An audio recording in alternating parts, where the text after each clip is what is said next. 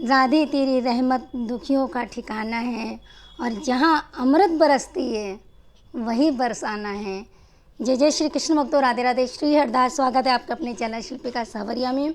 भक्तों, आप सभी लोगों ने जन्माष्टमी नंद महोत्सव बड़े ही धूमधाम से मनाई, लेकिन भक्तों अब आने वाली है राधा अष्टमी।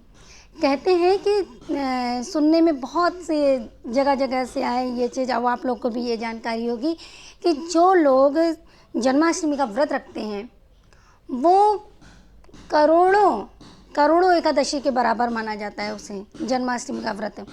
अब सोचने वाली बात यहाँ पे ये है कि जो जन्माष्टमी का व्रत रहते हैं तो उन्हें इतना फल प्राप्त होता है। तो सोचिए, जो जगत के तीनों लोक के हमारे स्वामी हैं और जिनकी प्राण प्यारी हैं, जिनकी एक मुस्कुराहट, एक अदा पे हमारे बलिहारी जाते हैं, वो हमारे लाडले श्री बांके बिहारी जी की जो हमारी किशोरी जी हैं, तो अगर हम उनका व्रत रखेंगे तो करोड़ों क्या अरबों जन्मों जन्मांतर तक ही हमें पुण्य प्राप्त हो जाते हैं, एकादशी का फल प्राप्त हो जाता है। लेकिन भक्तों, ये सब सुनने में आता है, लेकिन हमें ये नहीं करना है कि हमें इतनी एकादशी का फल प्राप्त हो रहा है तो हम इसलिए व्रत रहें। आप इस उद्देश्य से रहेंगे तो हम तो ये बिल्कुल नहीं कहना चाहेंगे। हम तो बस यही कहना चाहेंगे कि अगर आपके जो प्राण प्यारे हैं, ठीक है, जो आपके दुलारे हैं, हृदय के तारे हैं, आँखों के तारे हैं, उनके लिए आप व्रत रखिए। आपको ये नहीं सोचना है कि हम अगर ये व्रत रखेंगे तो हमें इतने फल प्राप्ति होगी या ऐसा होगा ऐसा होगा, ये सब कुछ नहीं करना है। आपको बिल्कुल नॉर्मल साधारण तरीके से अपनी किसी के देखा देखी नहीं कि वो अगर निर्जला रहते हैं या इस तरीके से नहीं, जो हमारी शरीर में सामर्थ्य के अनुसार। देखिए, हमारी लाडली जो या हमारी बिहारी जो कभी ये नहीं चाहेंगे कि आप अपने शरीर को कष्ट देकर हमारा व्रत रखिए और दिन भर आप अपने शरीर के कष्ट की तरफ ज़्यादा ध्यान लगाइए। नहीं, आप अपने शरीर के सामर्थ्य के अनुसार जैसा भी आपसे हो सके वैसे ही व्रत रखिए, ठीक है। और दिन भर सबसे ज़्यादा ज़रूरी होता है दिन भर नाम जाप करना, और प्रभु का जितना आप ज़्यादा, ये नहीं कहेंगे अगर सामर्थ्य है तो दान पुण्य सब कुछ करिए, लेकिन जितना ज़्यादा कोशिश ये करिएगा कि ज़्यादा उनका नाम जाप करें। तो भक्तों, इस चीज़ का विशेष ध्यान रखिएगा। और अब हम जानेंगे कि जो राधा अष्टमी है वो क्यों मनाई जाती है और कैसे हुआ हमारी राधा जी का अवतरण। क्योंकि देखिए, लीलाधारी अगर प्रभु हमारी लीला करते हैं धरती पे आकर, तो उसके पीछे पीछे हमारी किशोरी जी तो ज़रूर आएंगी, और किशोरी जी आएंगी ऐसा तो फिर तो उत्सव ही उत्सव है, आनंद ही आनंद है। तो जन्माष्टमी ठीक 15 दिन बाद आती है हमारी राधा अष्टमी। भक्तों, तो राधा अष्टमी को देखिए, सबसे पहले जानेंगे कि राधा जी का हमारे अवतरण किस तरीके से हुआ, उनकी माता जी, उनके पिताजी, क्या उनके पीछे रहस्य था। ये सारी बातों पे आज हम चर्चा करेंगे। वीडियो को पूरा जरूर देखिएगा, बहुत ही आनंद आने वाला है, ठीक है। तो सबसे पहले ये जानेंगे कि राधा जी का किस तरीके से आई, राधा जी के पिता का नाम क्या था, राधा जी का गांव क्या था। तो एक समय की बात है जब हमारे ब्रज के एक जो ग्वाल समुदाय के हमारे थे वृषभानु जी, जो ग्वाल समुदाय के नेता, मतलब उनके पास बहुत सारी गैया थी, बहुत सारी गैया, तो उनका नाम था वृषभानु जी। तो एक समय की बात है, वृषभानु जी मध्याह्न में जा रहे थे, तो जमुना जी के किनारे वहाँ पहुँचे तो देखा कि स्वर्ण का कमल और जमुना जी की लहरों में तैरता हुआ उनकी तरफ से आ रहा था। तो जब वृषभानु जी ने देखा कि इतना सुंदर कमल, वो भी स्वर्ण कमल, इतना सुंदर कमल, ये कैसे ये जमुना जी में, तो उन्होंने, उनकी इच्छा और जागृत हुई पास जाकर देखने की। तो हमारे वृषभानु जी वहाँ तक जमुना जी के अंदर प्रवेश करे, और जैसे उन्होंने स्वर्ण कमल को अपने पास देखा और उनमें देखा कि छोटी सी किशोरी, छोटी सी लाडली उस कमल के अंदर हैं। तो जब वृषभानु जी ने देखा तो सोचा कि इतने गहरे जल में, जमुना जी में और स्वर्ण कमल में, ये इतनी दिव्य जो तेज उज्ज्वल हो रही है लाडली, ये बेटी, ये कौन है। तब तक कि जब मन में ये विचार आ रहा था, तब तक कि जब ब्रह्मा जी वहाँ से प्रकट हो गए। तो ब्रह्मा जी बोले कि हे वृषभानु, ये आप ही के लिए है, और आपके ही आशीर्वाद से, आपके ही जो आपने इतना पूजा अर्चना वंदना जो किया था, वरदान मांगा था, उसी का ये आशीर्वाद है। तो वृषभानु जी विचार विमर्श करने लगे कि मैंने मांगा था, ये तो मुझे ज्ञात नहीं। तब ब्रह्मा जी ने उनको याद दिलाया कि हे वृषभानु, आप और आपकी जो इस समय पत्नी हैं माता कीर्ति जी, तो उस ये पिछले पूर्व जन्म में वो आप सुचिदानंद नामक ब्राह्मण थे, और आपकी जो पत्नी थी वो माता कलावती थी। तो आप दोनों ने 12 वर्ष तक भगवान विष्णु जी की आराधना की थी, और जब भगवान विष्णु जी प्रकट हुए थे तो उनसे आप दोनों ने ये वरदान मांगा था कि आप अपनी प्रिय चीज़ें जो आपको प्रिय है वही आप मुझे दीजिए, और आप मुझे ऐसा वरदान दीजिए कि आपकी जो प्रिय है ना हमारी गोद में खेले, हमारी गोद में जन्म ले। तो ये आशीर्वाद आपको मिला था, आज वही आशीर्वाद आपको प्राप्त हुआ है।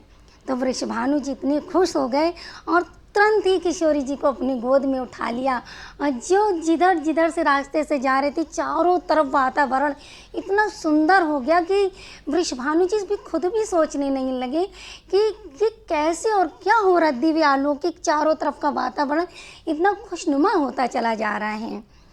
फिर उसके बाद जैसे जैसे वो गांव में पहुंचते गए, सारी मतलब जो गांववासी थे तो उनको भी एक बड़ी अच्छी सी सुगंध और महक, और मन में इतनी तरंग, तो सब सोचने लगे कि ऐसा क्या है जो इस समय मन में हलचल हो रही है, खुशी हो रही है। सब अपने घर से बाहर निकल के देखे वृषभानु जी की गोद में एक छोटी सी कन्या है। सब इतना मन प्रसन्न हो गया उनका, सब उनके महल की तरफ जाने लगे। जब महल की तरफ गए तो वृषभानु जी ने कीर्ति मैया को दिया, कहा कि देखो हमें ऐसे ऐसे ये प्राप्त हुआ है, और ब्रह्मा जी के अनुसार हमको ऐसे ऐसे अपने पिछले जन्म के कर्म के अनुसार हमारी गोद में आज ये लाली खेल रही है। अब माता कीर्ति जी इतनी खुश हो गई तो बोले ये तो बहुत ही खुशी की बात है, इसमें तो उत्सव मनना ही चाहिए, और धूम धड़ाके से पूरे जोश के साथ गांव में न्योता दे दीजिए, और पूरे ब्राह्मण को न्योता दे दीजिए, मंत्रोपचार करवाइए, हवन करवाइए, क्योंकि हमारे घर छोटी सी कन्या पधारी है। इतनी खुशी, बहुत ज़्यादा खुशी, चारों तरफ खुशियाँ ही खुशियाँ। तो जब ये सारी जगह ये नेता देने लगी तो थोड़ी देर बाद माता कीर्ति जी के मन में ये विचार आया कि अरे ये हमारी लाडली जो है ना, ये आँख नहीं खोल रही है, ना रो रही है, ऐसा तो नहीं कि ये दृष्टि से और बोलने से कमज़ोर है।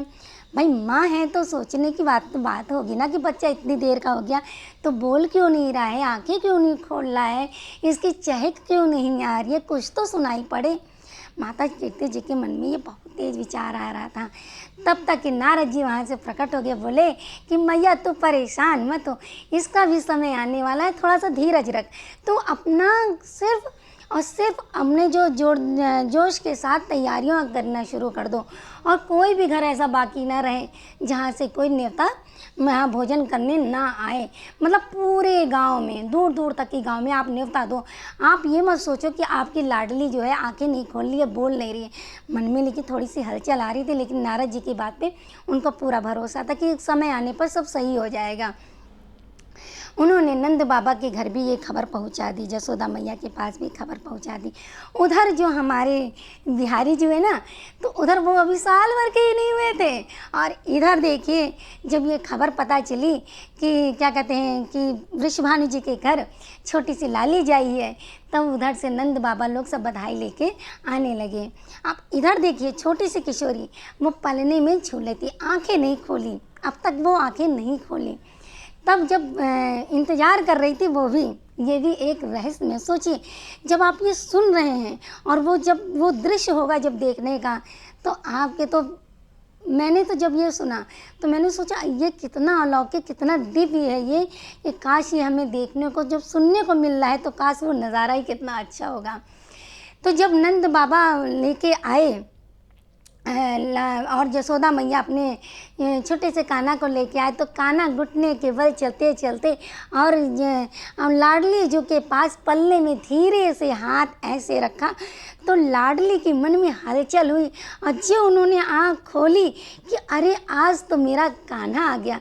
इसी के लिए मैंने आंखें बंद कर रखी थी और मुख बंद कर रखा था कि जब मेरा कान्हा आएगा तभी मैं आंखें खोलूँगी। मैं जब पहली आंखें खोलूँगी तो मेरा कान्हा मेरे सामने होगा। तो जैसे ही पालने में हमारे लाडले ने पालना थोड़ा सा ऐसे हाथ से पकड़ा और खड़े हुए और किशोरी जी से जरा सा स्पर्श किया। लाडली जी ने आँख खोली और वो दिव्य नज़ारा, किशोरी जी चहकने लगी, खूब तेज तेज मुस्कुराने लगी। सब इतने मतलब कीर्ति मैया, जसोदा मैया, सब इतनी खुशी। अरे लाडली जी तो बोलने लगी, हमारी किशोरी तो बोलने लगी, सब जय जयकार होने लगे, सब खुशियाँ मनाई जाने लगी। फिर जसोदा मैया ने देखा कि अरे ये इतनी सुंदर लाडली है, मैं इसको क्या निछावर दूँ, मैंने नहीं सोचा था कि किशोरी इतनी सुंदर होगी, इतनी सुंदर होगी। नंद बाबा से कहा सुनो, अपने खजाने में देखो जाके, कुछ ऐसा उपहार होगा जो हम किशोरी जी को दे सके भेंट स्वरूप में। अब नंद बाबा सोचने लगे ऐसा कौन सा उपहार है। तो वो घर गए और घर जाके अपने खजाने को खोल के देखा, ऐसा कोई उपहार नहीं मिला जो किशोरी जी की सुंदरता के समान हो। सारे फीके पड़ रहे थे उनके आगे, सारे के सारे हीरे जवाहरात सब कुछ फीके पड़ रहे थे। बेचारे बड़ा उदास होकर जसोदा जी के पास आके बोलते हैं कि सुनो ना, कोई ऐसा सामान मुझे नहीं मिल रहा है उपहार की जो मैं इस सुंदर सी कन्या को भेंट दे सकूं। अब जसोदा मैया बड़ी परेशान होने लगी। तो जसोदा मैया बोली कि मेरे लिए तो सबसे मेरो प्यारा और मेरा जो सबसे मतलब दिल के करीब है और जो मेरे हीरा जवाहरात से ज़्यादा अनमोल है, वो तो मेरा लल्ला है, वो तो मेरा कान्हा है। तो उन्होंने क्या किया, अपने लल्ला को गोदी में लेकर और 7 बार नज़र उतारी किशोरी जी की, मतलब अपने लल्ला की निछावर कर दी। बोल वृंदावन बाके बिहारी लाल की जय। तो ऐसे दिव्य अलौकिक हमारी राधा जी, हमारी श्यामा जी हैं। तो पूरे हमारे, वैसे तभी तो कहते हैं कि हमारे लाडले जो ऐसे ही निछावर हो जाते हैं। इतनी करुणामयी, इतनी प्यारी हैं हमारी लाडली जो। तो जो भक्त अगर बरसाना जा रहे हैं राधा जी की राधा अष्टमी का बड़े हर्षोल्लास से मनाने जा रहे हैं तो वो बहुत अच्छी बात है। लेकिन जो लोग नहीं जा रहे, आप परेशान मत होइएगा कि देखिए किसी चीज़ में परेशान होकर आप करेंगे तो हमारे प्रभु तो बड़े रुष्ट हो जाएंगे, उनको भी नहीं अच्छा लगे कि आप परेशान। आप खुशी खुशी घर पे हैं तो खुशी, बाहर हैं तो खुशी, खुशी खुशी के साथ मनाइए। तो यही आपके लिए प्रभु हमारे चाहेंगे कि आप हर पल हर क्षण उनका नाम स्मरण करते रहिए। और इस वीडियो के माध्यम से हम आप लोग को एक और ज़रूरी सूचना देना चाहेंगे, ये कि देखिए जब तक मुझे भी नहीं ये याद था कि जब मैं लाला की सेवा करती, तो जब कहते हैं कि अगर लाला की सेवा आप अपने घर पे करते हैं तो अगर किशोरी जी की सेवा नहीं करते तो वो अधूरी मानी जाती है। तो आपसे हाथ जोड़कर है विनती है कि अगर आप अपने घर में किशोरी जी को ज़रूर विराजमान करिए, उनको ज़रूर बुलाइए और ज़्यादा हो सके तो राधा अष्टमी वाले दिन ही लेके आइए या बाद में ला पाइए, जैसे भी ले पाइए। हम ये नहीं करें कि आप राधा अष्टमी वाले दिन लेके आएंगे तो उत्तम रहेगा, अगर नहीं लेके आ पा रहे तो जब भी आपके पास समय हो तो राधा जी को ज़रूर लेके आइए। और कोशिश ये करिएगा, अगर आपके लाला इतने बड़े हैं, ठीक है, इतने छोटे हैं तो उनसे थोड़ी सी बड़ी ही लेकर आइएगा। छोटे लाला तो थोड़ी सी बड़ी, इतने बड़े लाला तो उससे बड़ी। कहने का मतलब कि उनसे 2 नंबर थोड़ी बड़ी ही लेके आइएगा, क्योंकि श्यामा जी हमारी बड़ी हैं। क्योंकि हमारी श्यामा जी देखो ना बिहारी जी से, सांवरिया से, शरीर में भी बड़ी और उससे भी बड़ी, तो सब तरीके से बड़ी है। अगर आप लोग सोच रहे हैं कि हम नहीं लेके आ पा रहे हैं तो किसी कारणवश या राधा अष्टमी बहुत करीब आ रही है तो इसमें भी परेशान होइएगा कि 2 लोग बहुत सोचते हम तो लाडली जी की सेवा, मतलब बिहारी जी की सेवा कर रहे हैं लाला की, तो साथ साथ हम किशोरी जी की सेवा भी कैसे कर सकते हैं।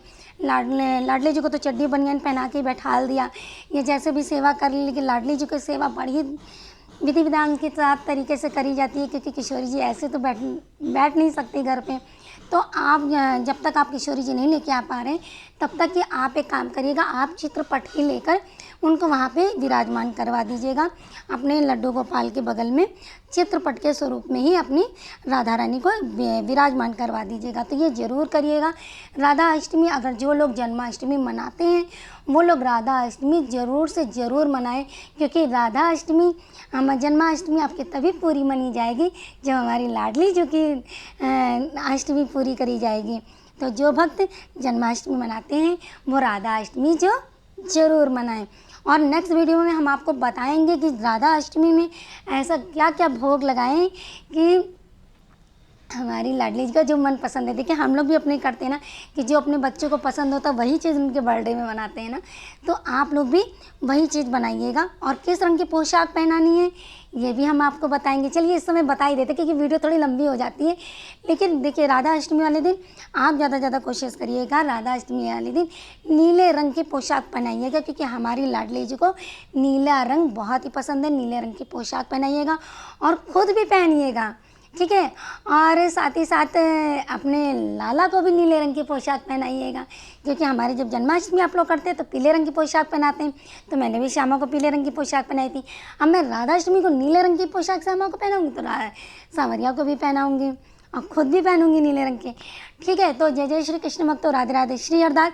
और आशा करते हैं कि ये राधा अष्टमी की जो चर्चा है आप लोगों को पसंद आई होगी और आप लोग अपने घर में किशोरी जी की पूजा ज़रूर से ज़रूर करिए, क्योंकि हमारे श्री कृष्ण राधा के बिना अधूरे हैं। अगर श्री कृष्ण भगवान की अगर लाला की सेवा आप करते हैं, उनकी सेवा अगर प्राप्त करना चाहते हैं तो हमारी किशोरी जी के बिना बिल्कुल नहीं पा सकते हैं। किशोरी लाडली जी की कृपा पानी है तो श्यामा जी की सेवा आपको करनी ही करनी पड़ेगी। तो प्रेम से बोलो राधे राधे, श्री कुंज बिहारी श्री हरिदास, विठल विपुल बिहारी दास, जय जय श्री राधे, किशोरी जी राधे राधे। किशोरी सुध लीजिए विषभानु की लली जी मोरी, सुध लीजिए वृषभानु की लली जी मोरी, सुध लीजिए चरणों का दास रख लीजिए किशोरी मोरी, सुध लीजिए सुध लीजिए वृषभानु की लली जी मोरी, सुध लीजिए। तो जय जय श्री राधे, कुंज बिहारी श्री हरदास, ऊंची अटारी वारी की जय। जय जय श्री कृष्ण भक्तों, राधे राधे, श्री हरिदास, राधे राधे।